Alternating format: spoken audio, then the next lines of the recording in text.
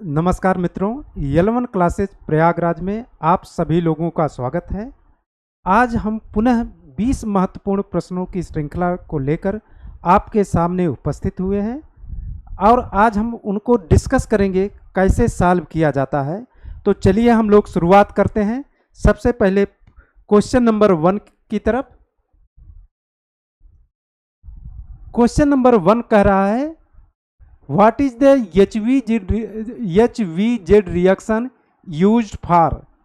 HVZ reaction किसमें use किया जाता है? देखिए, HVZ रिएक्शन जो होता है वह मेनली कार्बोक्सिलिक एसिड देते हैं। HVZ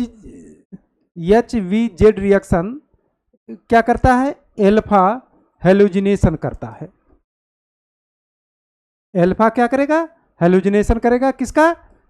कार्बोक्सिलिक एसिड का। तो हम देखिए कैसे करता है। CH3 COOH Cl2 red phosphorus देते हैं। तो इसका जो ए है आपका एल्फा कार्बन है और जो हाइड्रोजन लगा है उसे हम एल्फा हाइड्रोजन कहते हैं। इसका हेलोजिनेशन करेगा अर्थात Cl CH2 COOH बनाता है। तो जो आंसर होगा हमारा, हेलोजिनेशन ऑफ एल्कोहल करता नहीं। HVZ reaction mainly carboxylic acid देंगे, तो हेलोजिनेशन ऑफ कार्बोक्सिलिक एसिड हमारा सही आंसर हो जाएगा। हेलोजिनेशन ऑफ एल्केन देता नहीं, हेलोजिनेशन ऑफ एल्डिहाइड नहीं देगा। तो जो हमारा सही आंसर होगा वह होगा हेलोजिनेशन ऑफ कार्बोक्सिलिक एसिड। चलिए नेक्स्ट क्वेश्चन की तरफ चलते हैं। Which thermodynamic quantity is measure of a disorder in a system? कौन सी इस थर्मोडायनेमिक क्वांटिटी है जो किसी भी सिस्टम को डिसऑर्डर को मेजरमेंट्स करेगी? इट मीन्स कि उसमें कितना इरेगुलरिटीज होगी। देखिए, एंथैल्पी जो होता है या हीट ऑफ रिएक्शन को मेजरमेंट्स करेगा। एंट्रोपी जो होता है यही हमारा सही आंसर होता है।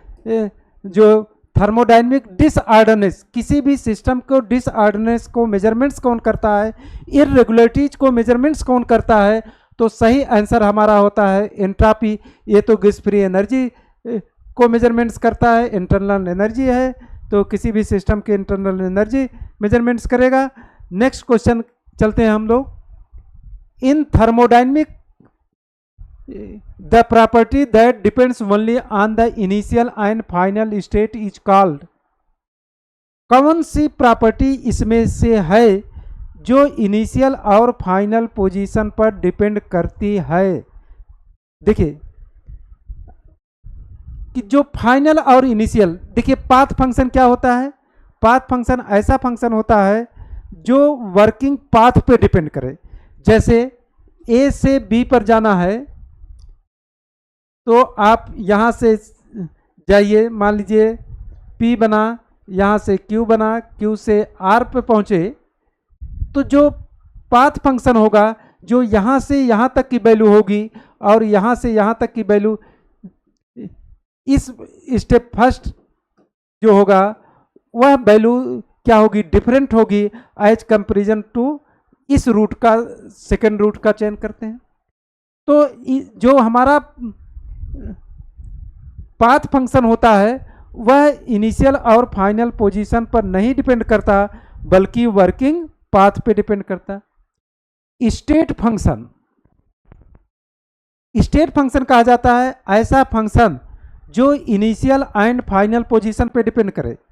स्टेट फंक्शन क्या होता है? कहा जाता है इनिशियल एंड फाइनल पोजीशन पर डिपेंड करे। इनिशियल एंड फाइनल पोजीशन या चाहे स्टेट कह दें, स्टेट पर डिपेंड करता है, उसे हम लोग स्टेट फंक्शन कहते हैं।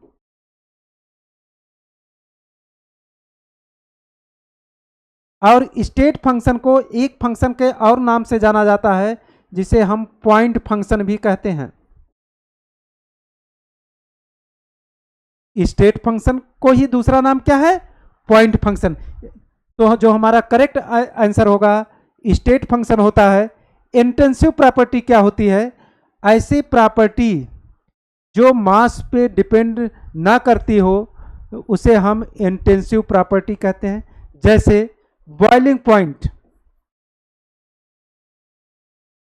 मेल्टिंग पॉइंट, सरफेस टेंशन, ये सभी की सभी हमारी कैसी हैं? इंटेंसिव प्रॉपर्टीज हैं। जो चाहे 1 ग्राम लेकर लिया जाए तो भी वही वैल्यू आएगी, 100 ग्राम्स लिया जाए तो भी वैल्यू आएगी। अर्थात ऐसी प्रॉपर्टी जो मास इंडिपेंडेंट होती है उन्हें इंटेंसिव कहते हैं। एक्सटेंसिव प्रॉपर्टीज वो प्रॉपर्टीज होती हैं जो हमारी मास डिपेंडेंस होती है। जैसे एनर्जी, एनर्जी हमारी क्या होती है? मास इंडिपेंडेंट होती है। ये जो हमारी होती है क्या होती है? एक्सटेंसिव मास डिपेंडेंस होती है। क्या होती है? मास डिपेंडिंग। ये क्या हो गया? मास डिपेंडिंग। तो एनर्जी जो होती है हमारी, जैसे काइनेटिक एनर्जी, पोटेंशियल एनर्जी, यह सभी की सभी हमारी क्या होती हैं? एक्सटेंसिव प्रॉपर्टीज होती। स्टेट फंक्शन में जो आते हैं, एंथैल्पी आता है, इंटरनल एनर्जी आता है, Helmholtz free energy, Gibbs free energy, ये सभी के सभी स्टेट फंक्शन होते हैं और स्टेट फंक्शन का ही डिफरेंस लिखा जाता है। तो जो सही आंसर हमारा है वह है स्टेट फंक्शन। चलिए नेक्स्ट क्वेश्चन की तरफ चलते हैं हम लोग। कह रहा है कि ए spontaneous reaction at constant temperature and pressure must be. किसी भी स्पॉन्टेनियस रिएक्शन के लिए देखिए, स्पॉन्टेनियस रिएक्शन के लिए डेल्टा जी की वैल्यू सदैव निगेटिव होती है। Delta G equal to 0 value जो होती है यह इक्विलिब्रियम के लिए होती है।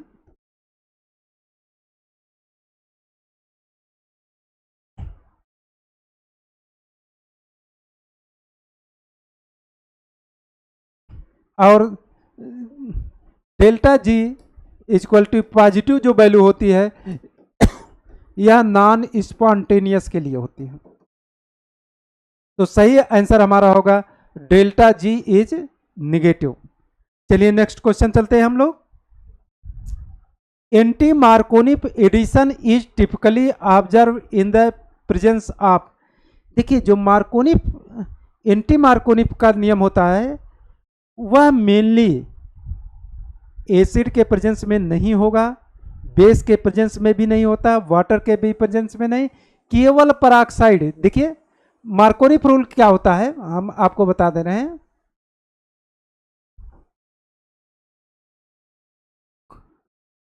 यह है आपका मार्कोनिक रूल। हम बता देखिए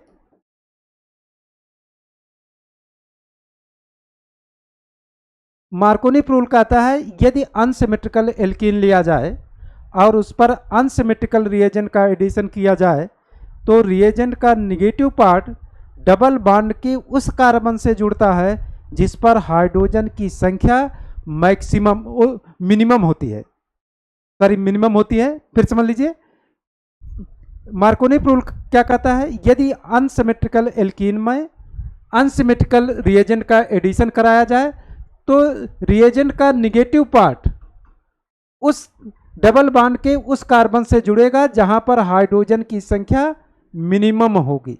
तो क्या बन जाएगा? RCH Br और CH3। ये तो हो गया मार्कोनिक रूल। एंटी मार्कोनिक रूल क्या कहता है?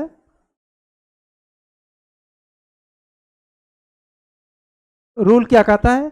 इसका उल्टा RCH double bond CH2 plus HBr peroxide दिया जाता है R2O2, कोई भी पराक्साइड दे दिया जाए, ठीक। तो इसके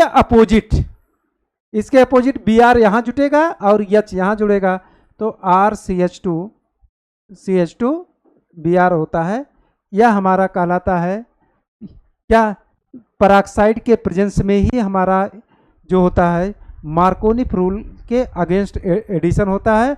अर्थात यदि अनसिमेट्रिकल एल्कीन में अनसिमेट्रिकल रिएजेंट को ऐड किया जाए पेरोक्साइड की उपस्थिति में, तो रिएजेंट का निगेटिव पार्ट डबल बॉन्ड के उस कार्बन से जुड़ेगा जिस पर हाइड्रोजन की संख्या मैक्सिमम होगी, तो Br जुड़ जाएगा किससे, CH2 से, और H जुड़ जाएगा CH से, ये एडिशन हो जाएगा तो डबल बॉन्ड हट जाएगा। चलिए नेक्स्ट क्वेश्चन की बात करते हैं हम लोग। In ideal gas the joule Thomson coefficient, ideal gas के लिए जो जूल थॉम्सन कोफिशिएंट होता है वह वैल्यू 0 के म्यू जेटी कहा जाता है कि 0 for Joule Thomson coefficient. Joule Thomson coefficient for ideal gas, यह बहुत क्वेश्चन इंपॉर्टेंट है, अक्सर पूछा जाता है। Joule Thomson coefficient for ideal gas is equal to सदैव 0 के इक्वल होता है। चलिए नेक्स्ट क्वेश्चन की बात करते हैं हम लोग। The heat of neutralisation of strong acid with strong base is approximately, कह रहा है कि the heat of neutralisation of strong acid, strong acid मतलब Na, देखिए स्ट्रांग एसिड का मतलब HCl और NaOH, न्यूट्रलाइज हो जाएगा तो क्या बनेगा NaCl plus H2O। Delta H जो होता है ये स्ट्रांग एसिड है, ये आपका स्ट्रांग बेस है, ये हमारा साल्ट बन गया, ये हमारा वाटर बन गया। एसिड बेस के रिएक्शन में जनरली साल्ट एंड वाटर का फॉर्मेशन होता है। कोई भी एसिड बेस हो उसका जो हीट ऑफ न्यूट्रलाइजेशन होता है वह 57 किलो जूल पर मोल होता है। देखिए थर्मोकेमिस्ट्री का क्वेश्चन है तो सदैव पर मोल से होगा, तो जो heat of neutralisation of strong acid and strong base का है उसकी वैल्यू होती है 57 पॉइंट, कभी कभी 2 किलो जूल पर मोल या 57 ही लिखा जाता है, कैलोरी में लिखा जाता है तो 13 पॉइंट समथिंग करके। अगर इसी वैल्यू को कैलोरी में लिखा जाए तो 13 पॉइंट समथिंग ऐसे 2 लिखा जाता है कैलोरी में आंसर। तो जो सही आंसर होगा 57 किलो जूल पर मोल होगा। चलिए नेक्स्ट क्वेश्चन चलते हैं।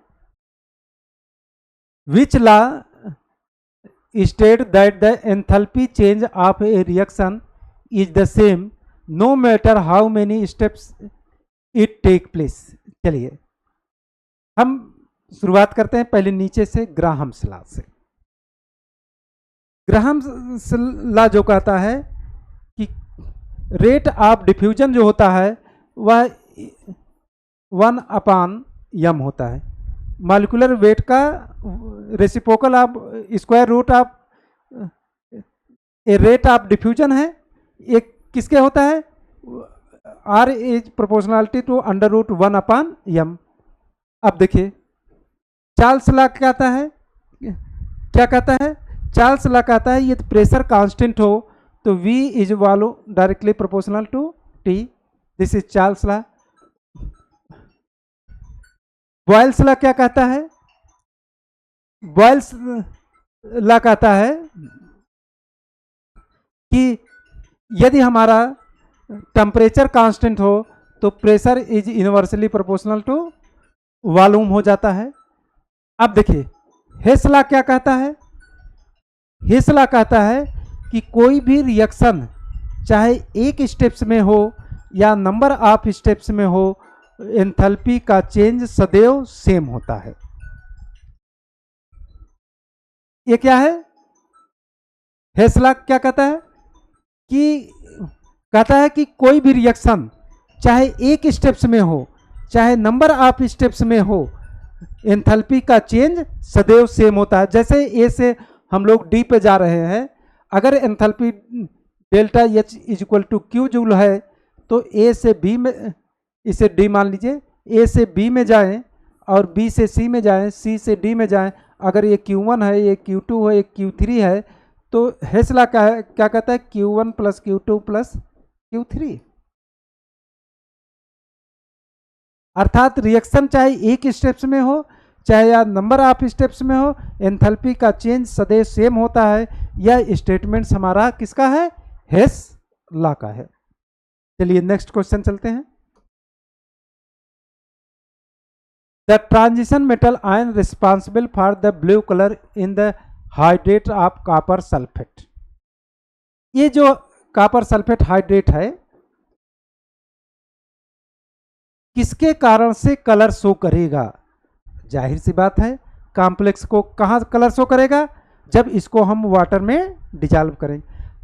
साल्ट है, साल्ट की डिफिनेशन होती है कि अगर साल्ट को हम वाटर में डिजॉल्व करें तो वह अपने कॉन्स्टिट्यूएंट्स आयन में ब्रेक कर जाता है। तो कॉन्स्टिट्यूएंट्स आयन क्या बनेंगे, Cu2 plus SO4 double minus. देखिए अब जो कलर होता है वो मेनली आता है अनपेयर्ड इलेक्ट्रॉन के कारण से। ठीक, किसके कारण से आता है, अनपेयर्ड इलेक्ट्रॉन के कारण से। जो इलेक्ट्रॉनिक कॉन्फ़िगरेशन होती है कॉपर का जो होता है 29 इलेक्ट्रॉन होते हैं, 2 8 8 3d10 4s1 होता है इलेक्ट्रॉनिक विन्यास कॉपर का। अगर कॉपर 2 प्लस है तो कितना हो जाएगा, 2 8 8 3d9 4s 0 हो जाएगा। अर्थात जो D हमारा होगा, देखिए D इस तरीके से बनेगा 1 2 3 4 5 6 7 8 9, एक अनपेयर्ड इलेक्ट्रॉन, जो अनपेयर्ड है इसी के कारण से कलर शो। कोई भी मेनली कहा जाता है कि इनऑर्गेनिक कंपाउंड्स अनपेयर्ड इलेक्ट्रॉन के कारण से ही कलर शो करते हैं। अगर अनपेयर्ड इलेक्ट्रॉन है तो निश्चित रूप से वह कलर शो करेगा। एक दो एक्सेप्शन है, जैसे आप देखिए KMnO4 है, K2Cr2O7 है और सीरियम सल्फेट है। ऐसे मॉलिक्यूल्स हैं जिसमें अनपेयर्ड इलेक्ट्रॉन नहीं होते हैं, फिर भी यह कलर शो करते हैं, और वह कलर जो होता है वह कहा जाता है चार्ज ट्रांसफर। चार्ज ट्रांसफर के कारण से ये कलर शो करेंगे। एंड अदरवाइज जितने भी इनऑर्गेनिक मॉलिक्यूल्स होते हैं सभी अनपेयर्ड इलेक्ट्रॉन या अयुग्मित इलेक्ट्रॉन के कारण से ही कलर शो करते हैं। पर्टिकुलर कलर का है तो आप लिख दीजिए DD ट्रांजिशन के कारण से। तो DD ट्रांजिशन के कारण से पर्टिकुलर कलर शो करते हैं कंपाउंड्स। चलिए नेक्स्ट क्वेश्चन की बात करते हैं। The order of acidity among formic acid, acetic acid and propanoic acid. देखिए ये हमारे हैं फार्मिक एसिड है, ये हमारा है एस्टिक एसिड है, ये हमारा प्रोपोनोइक एसिड है। ठीक, देखिए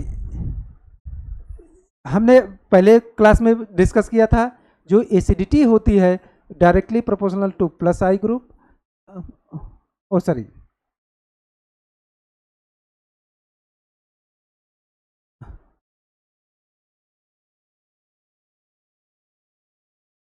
acidity directly proportional to minus I group and inversely proportional to plus I group। Alkyl group ही हमारा क्या होता है, प्लस आई ग्रुप होता है। जो ऑर्डर होता है प्लस आई ग्रुप का, देखिए ग्रुप का प्लस आई मतलब इंडक्टिव इफेक्ट। ऑर्डर क्या होता है, CH3 CH2 is greater then CH3 is greater then H। ठीक, इसके पहले क्या होता है, देखिए टर्सरी होगा इज ग्रेटर देन सेकेंडरी होगा इज ग्रेटर देन प्राइमरी, अरे सॉरी इधर देखिए, प्लस आई ग्रुप पावर क्या होगा, कि सबसे ज्यादा देखिए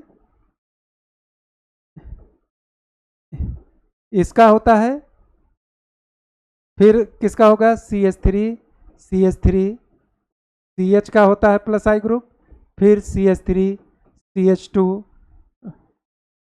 का होता है, फिर CH3, फिर H का होता है। तो देखिए प्लस आई ग्रुप जितना बढ़ेगा उसका एसिडिक कैरेक्टर उतना घटेगा। तो प्लस आई ग्रुप सबसे बड़ा किसमें है, इसमें है प्लस आई, और इसमें भी, इसमें प्लस आई ग्रुप नहीं है। तो सबसे ज़्यादा एसिडिक हमारा फार्मिक एसिड हो जाएगा, तो फार्मिक एसिड हो गया। फिर एस्टिक एसिड है देखिए, तो उससे ज़्यादा क्या हो जाएगा एस्टिक एसिड। सबसे कम हमारा प्रोपोनोइक एसिड हो जाएगा। तो जो करेक्ट आंसर होगा वह formic acid is greater then acetic acid is greater then propanoic acid. तो ये हमारा आंसर हो गया इसका। चलिए नेक्स्ट क्वेश्चन चलते हैं। Which of the following acid has the highest acidity? इनमें से कौन सबसे हाईएस्ट एसिडिटी है? देखिए CH3, COH, F3, COOH, Cl, CH2, COOH और HCOOH। ये सब के फार्मूले हो गए acetic acid, trifluoroacetic acid, chloroacetic acid and formic acid का हो गया। क्लियर? अब इनमें देखिए acidity is directly proportional to minus I group and inversely proportional to plus I group. अब देखिए जो एसिडिटी ऑर्डर होता है, fluorine is greater than, chlorine is greater than iodine. ठीक, इसमें देखिए एफ कौन सा है? Plus I group.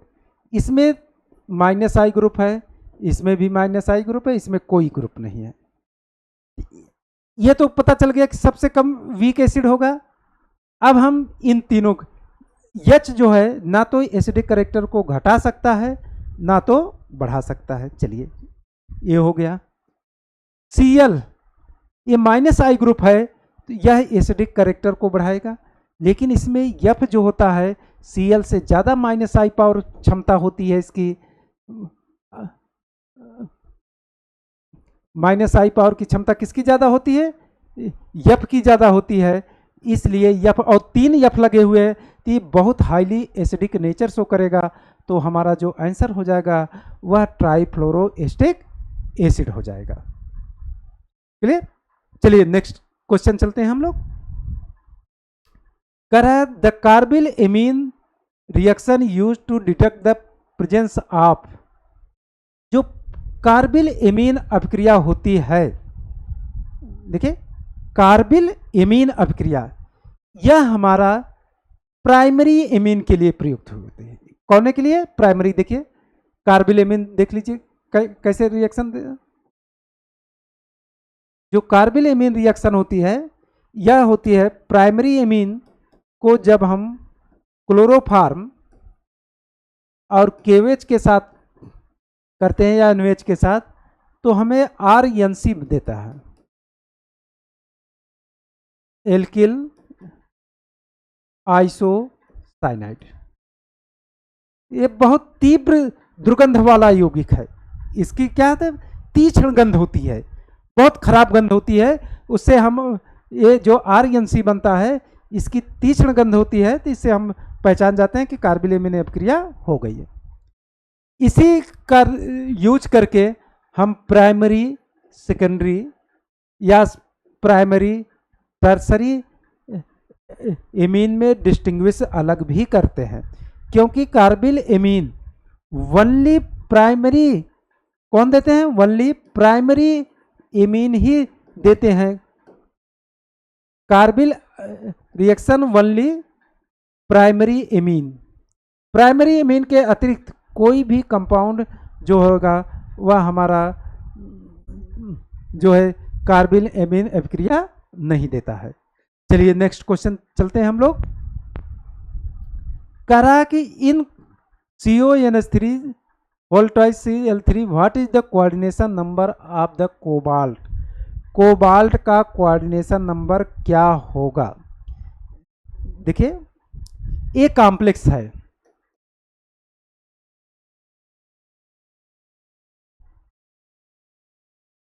इधर देखिए, इसे कहा जाता है बेटा सेंट्रल मेटल, इसे कहा जाता है लिगेंड,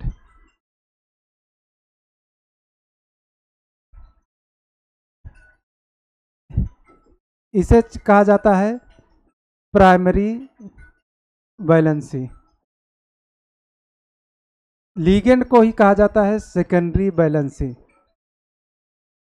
सेकेंडरी वैलेंसी ही आपका बताता है ऑक्सीडेशन नंबर। सेकेंडरी वैलेंसी क्या बताता है आपको? Oxidation number. प्राइमरी वैलेंसी क्या बताता है आपको? Oxidation number of central metal. Oh sorry, एक मिनट, ऑक्सीडेशन नंबर नहीं बताता, ये बताता है कोऑर्डिनेशन नंबर।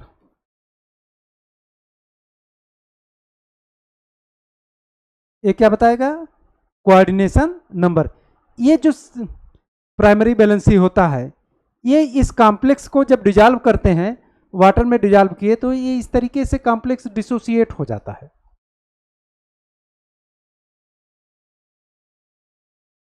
इस कॉम्प्लेक्स पर ऑक्सीडेशन नंबर बताएगा। क्या बताएगा? ऑक्सीडेशन नंबर कहां? कॉम्प्लेक्स का। इस कॉम्प्लेक्स का ऑक्सीडेशन नंबर बताएगा। इस पर क्या चार्ज होगा, इस कॉम्प्लेक्स, पूरे कॉम्प्लेक्स का बताएगा। तो हमारा क्या आंसर हो जाएगा? Coordination number. और कोऑर्डिनेशन नंबर क्या होगा? यदि मोनोडेंटेड लिगेंड है तो इनकी संख्या ही हमारा कोऑर्डिनेशन, जो अमोनिया होता है यह हमारा मोनोडेंटेट होता है। क्या होता है? मोनोडेंटेट होता है। और मोनोडेंटेट की संख्या ही हमारा कोऑर्डिनेशन नंबर बताएगा। तो आंसर हमारा हो जाएगा कोऑर्डिनेशन नंबर 6। चलिए नेक्स्ट क्वेश्चन चलते हैं हम लोग। करा according to Werner's theory the secondary valency correspond to, क्या बताएगा? अभी आप हम लोगों ने चर्चा किया, सेकेंडरी वैलेंसी है हमारा कोऑर्डिनेशन नंबर बताता है। जरा क्वेश्चन पिछला प्रीवियस देखा जाए तो क्या था? ठीक ठीक। According to Werner theory the secondary valency correspond to, क्या बताता है? Oxidation number. अभी हमने आपसे डिस्कस किया कि जो सेकेंडरी वैलेंसी होती है वह हमेशा क्या बताती है? कोऑर्डिनेशन नंबर बताती है। चलिए नेक्स्ट क्वेश्चन की तरफ चलते हैं। The Grignard reagent represented by, देखिए RMgX को ही हम लोग ग्रिग्नार्ड रिएजेंट,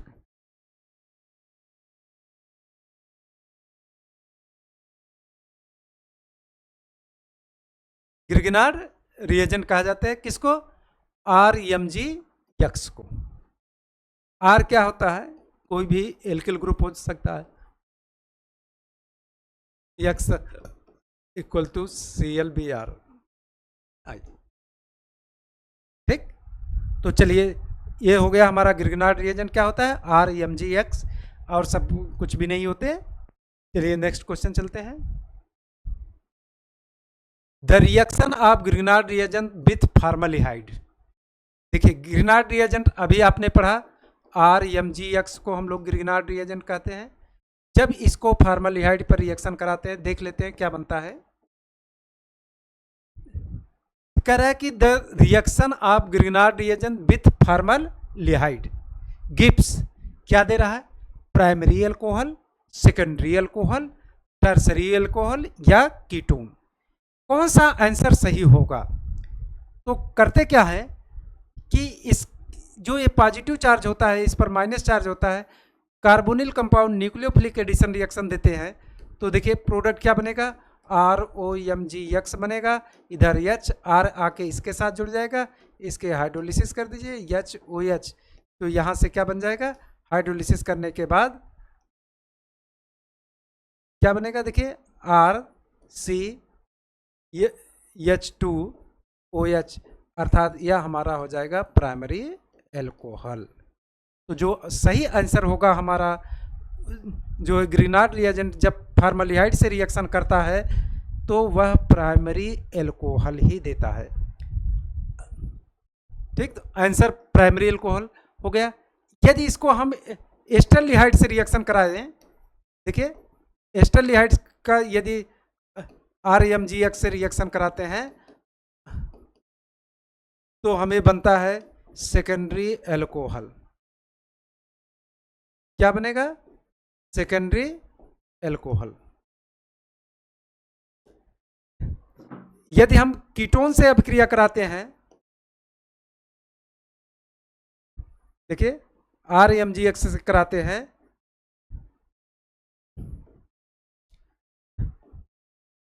हाइड्रोलिसिस कराते हैं, तो हमें प्राप्त होता है टर्सरी एल्कोहल। तो हम कह सकते हैं कि फॉर्मल्डिहाइड से रिएक्शन कराते हैं तो प्राइमरी एल्कोहल, एस्टरलिहाइड से रिएक्शन कराते हैं तो ये हमारा फॉर्मल्डिहाइड है।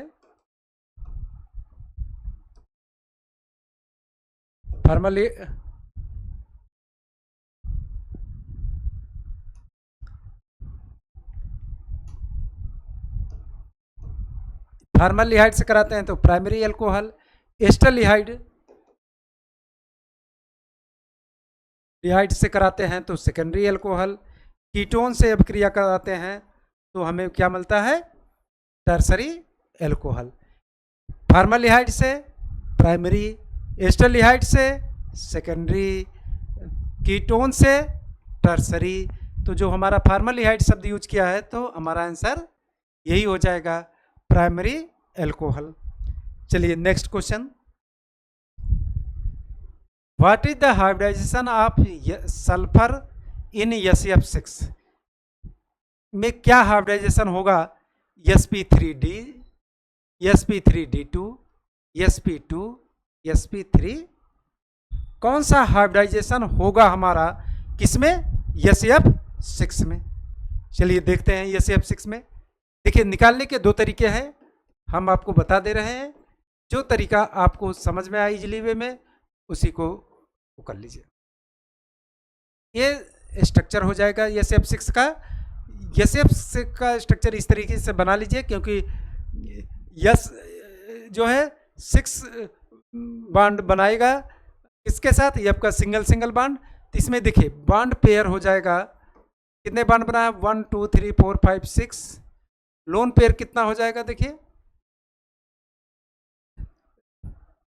सल्फर के जो बाहरी कोश आउटर सेल में होते हैं 6 इलेक्ट्रॉन्स होते हैं। देखिए सल्फर में कितने, 16 इलेक्ट्रॉन, कितने होते हैं, 16 2 8 6 इलेक्ट्रॉन थे, 6 इलेक्ट्रॉन बॉन्ड फॉर्मेशन में चले गए तो लोन पेयर कितना होगा, 0 बचेगा, कोई भी इलेक्ट्रॉन नहीं। तो EP जो होगा वह 6 हो जाएगा। 6 का मतलब 1 S का, 3 P का और D2 का।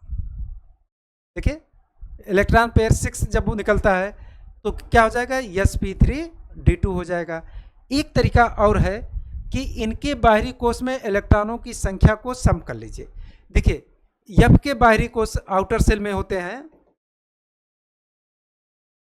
इलेक्ट्रॉन कितने होते हैं F के आउटर सेल में, 7, और सल्फर के जो आउटर सेल में होते हैं वह 6 होते हैं।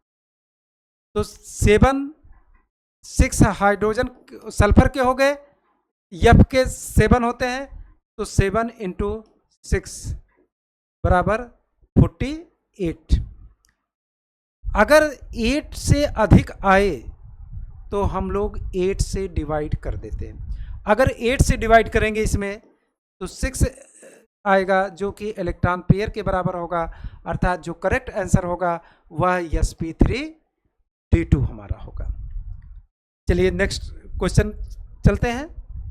क्या कहता है, which reaction does glucose undergo to form gluconic acid. देखिए ये हमारा ग्लूकोज है,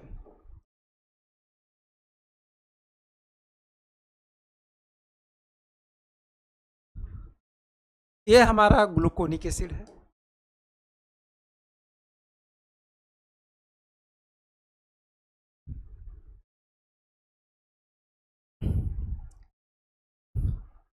इधर देखिए, पहले हम हाइड्रोजनेशन की बात करते हैं। पहले इसका ए ग्रुप होता है,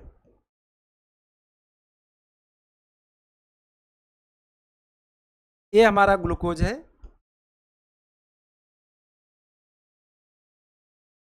जब हाइड्रोजनेशन करते हैं H2 निकल से, तो क्या होता है, यहाँ का डबल बॉन्ड टूटता है, एक H यहाँ जुड़ता है, एक H यहाँ जुड़ता है, तो बनता है CH2OH, CHOH 4 टाइम्स और CH2OH। हाइड्रो इसी का नाम है सार्बिटॉल। इसका नाम क्या है, सार्बिटॉल है। अब देखिए हाइड्रोलिसिस, मोनोसेक्राइड होने के कारण से नो हाइड्रोलिसिस, क्योंकि बिकॉज क्या, because glucose is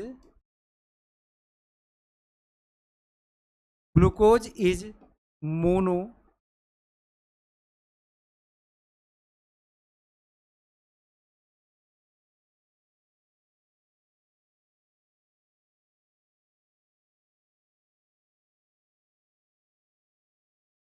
saccharides. Glucose हमारा क्या है, मोनोसेक्राइड्स है, इसलिए इसका हाइड्रोलिसिस नहीं होगा। रिडक्शन, इसी को रिडक्शन कहेंगे, रिडक्शन करेंगे तो भी हमें सार्बिटॉल ही मिलता है। H जोड़ देंगे तो सार्बिटॉल, अर्थात ऑक्सीडेशन करेंगे तो हमें मिलेगा क्या, ग्लूकोनिक एसिड।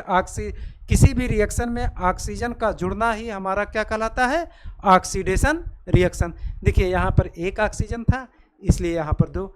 जो ग्लूकोज का ऑक्सीडेशन किया जाता है वह मेनली किया जाता है,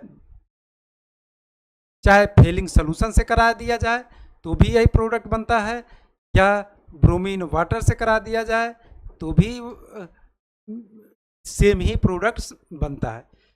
फेलिंग सोल्यूशन और ब्रोमीन वाटर ये दोनों प्रूव करते हैं कि ग्लूकोज मॉलिक्यूल्स में एक एल्डिहाइड समूह भी प्रेजेंट है। इन दोनों रिएक्शन से ग्लूकोनिक एसिड का बनना यह प्रूव करते हैं कि क्या, कि ग्लूकोज जो होता है वह हमारा ग्लूकोनिक एसिड में बदलता है, और ग्लूकोज में एक aldehyde group, only 1 CHO group present होगा।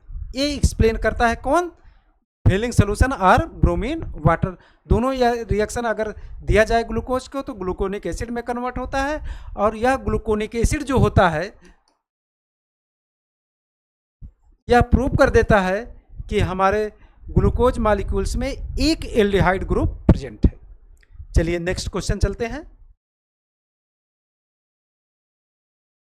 When glucose undergoes mutarotation in solution, it convert between alpha and beta form, L and D forms, cyclic and open chain structure, D glucose and D pro। जो म्यूटारोटेशन संरचना होती है वह acid के presence में alpha से beta form में convert होता है। क्या होता है, glucose, alpha glucose beta glucose में कन्वर्ट होता है इन द प्रेजेंस ऑफ H+। अर्थात इसे एल्फा से हम लोग सिंपली बीटा फॉर्म कहते हैं। तो हम लोग क्या कहते हैं, जो ग्लूकोज मॉलिक्यूल्स होता है वह एसिड के प्रेजेंस में एल्फा से बीटा फॉर्म में कन्वर्ट होता है। ग्लूकोज को एल्फा से बीटा फॉर्म में कन्वर्ट होने के प्रोसेस को ही हम लोग नाम देते हैं म्यूटारोटेशन। म्यूटारोटेशन में क्या होता है, एसिड के प्रेजेंस में ग्लूकोज हमारा एल्फा ग्लूकोज बीटा ग्लूकोज में कन्वर्ट हो जाता है। चलिए नेक्स्ट क्वेश्चन बात करते हैं। The change in Gibbs free energy for spontaneous process delta,